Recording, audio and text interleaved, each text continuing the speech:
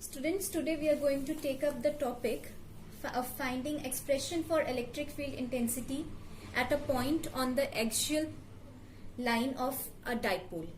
Now let us start with the derivation. So we are taking a dipole which consists of two charges minus q and plus q, and they are separated by a distance 2a. Let us suppose that we are supposed to find the electric field at a point P which lies on the axial line of the dipole. Now guys, when we have a point on the line joining the centers of the two charges, all those points lying on the line joining the centers of the two charges is termed as the axial line. And if we take a point on a line which is perpendicular to the dipole, that is called the equatorial line. Now, since we are supposed to find at an axial point electric field due to a dipole, let us take that point to be P. We know that electric field due to a point is given by the expression E is equal to 1 upon 4 pi epsilon naught Q upon R square. So we'll be trying to find out the expression for electric fields due to charges minus Q and plus Q at point P respectively using the formulae.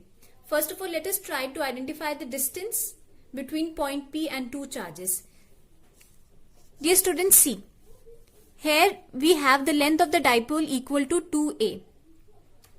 Now if I want to find the distance between plus q point and p point, so the distance is going to be this one. Now this entire distance I have taken from the center of the dipole to point P to be r, and I know this distance, since the entire distance is 2a, from the middle this distance would be a,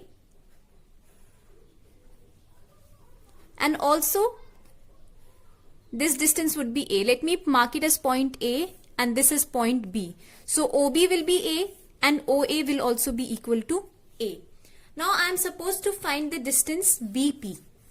Now if from OP I subtract OB, what I'll get is BP, which means OP minus OB. This entire distance minus this distance will give me BP. So my BP is coming equal to OP is nothing but R and OB is nothing but A. So I found out the first distance BP, which is equal to R minus A, and this is nothing but the distance of charge plus Q from point P. Secondly, let's try to find the distance of charge minus Q from point P. It is equal to AP. And AP is equal to OP plus OA. This entire distance plus this distance, and OP is nothing but R and OA is nothing but A. So I have get the expression for AP as R plus A. So we have found the distance of both the charges from point P. BP represents my distance between minus Q, plus Q and P, and AP represents my distance between minus Q and point P. So now let us try to find the electric field. Now first of all, we are trying to find the electric field at point P due to charge minus Q. It will be equal to the constant 1 upon 4 pi epsilon naught. My charge is minus Q and the distance is AP, which is nothing but R plus A. R plus A whole square. Now if I want to represent it in vector form, I'll be putting a vector sign and a direction P cap, which represents the direction of the dipole moment. Now dear students, see, my dipole moment, as we've studied in the previous lecture, is from negative to positive.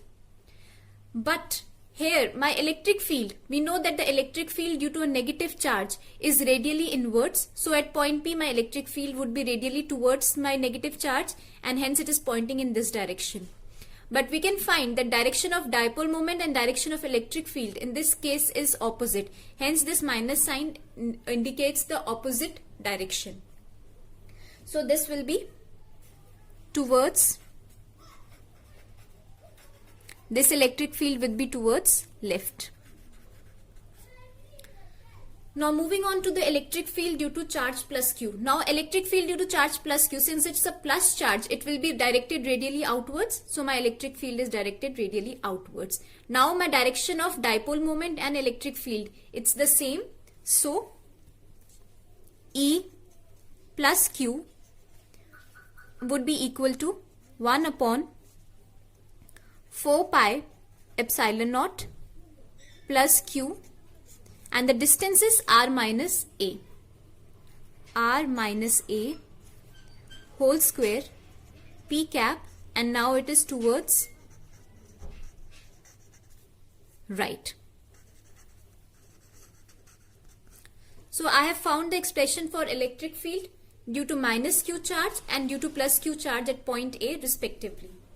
Now dear students, the resultant electric field at point P would be equal to the sum of electric fields due to minus Q charge and plus Q charge. Let my resultant electric field be E axial, and E axial would be equal to E minus Q plus E plus Q. So if I take it to be E minus Q plus E plus Q and I substitute these values in this equation, I get 1 upon 4 pi epsilon naught minus Q upon R plus A whole square plus 1 upon 4 pi epsilon naught plus Q upon R minus A whole square, and in the bracket I have my P vector sign. Now let us try to solve this equation. I take 1 upon 4 pi epsilon naught and Q common from both the terms. So I get Q upon 4 pi epsilon naught as common. Let me write the second term first. What is left? 1 upon R minus A whole square, and here a minus sign, minus 1 upon R plus A whole square, and in bracket I have P vector. Now my dear students, let us try to solve this equation. It is a very common mathematical operation. So let us try and do it. It is Q upon 4 pi epsilon naught, and in denominator I get R minus A whole square, R plus A whole square. Here I'll be getting on top R plus A whole square minus R minus A whole square, and in bracket I get P cap. Now let us try to solve this equation further. We get, continuing from here, Q upon 4 pi epsilon naught. This is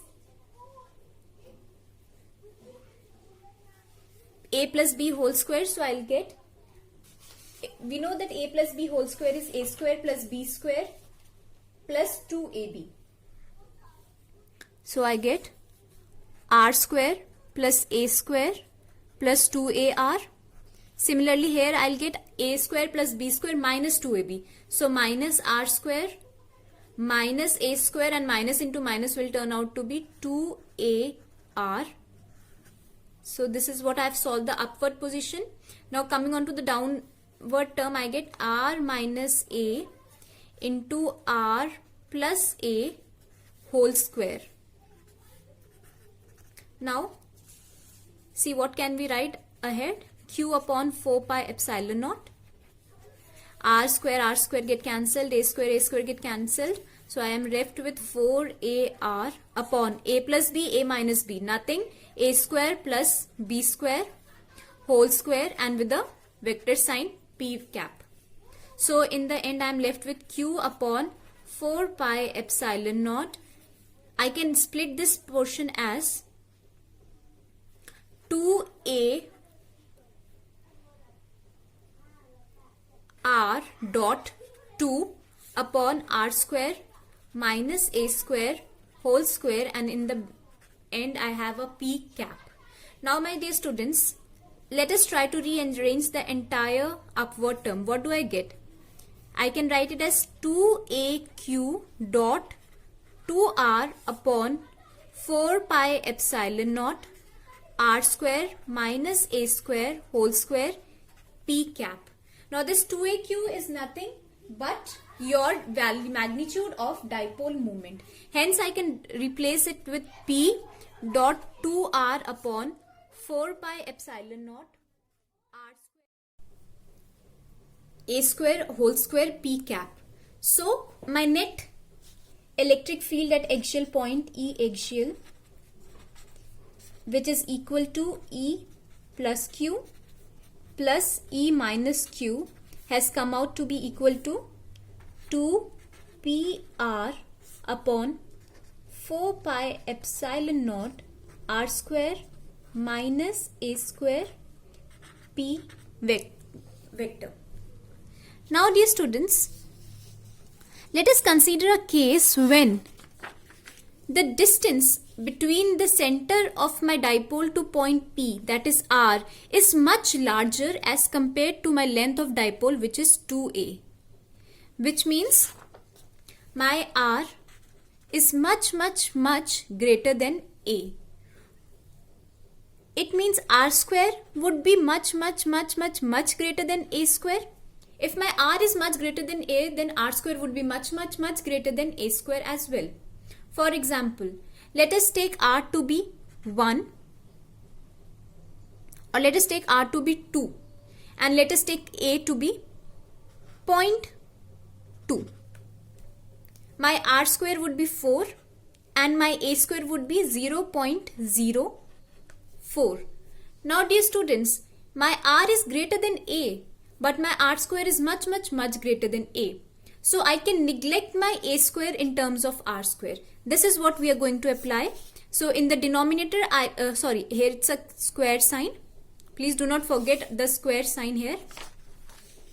So if I neglect my A square, what do I get? I get E axial to be equal to 2PR upon 4 pi epsilon naught R square, A square has been left out, whole square, and P vector. Now this is written as 2PR upon 4 pi epsilon naught R to the power 4 P cap. Now I am cutting this and I am left with R cube in the denominator. So my final expression is nothing but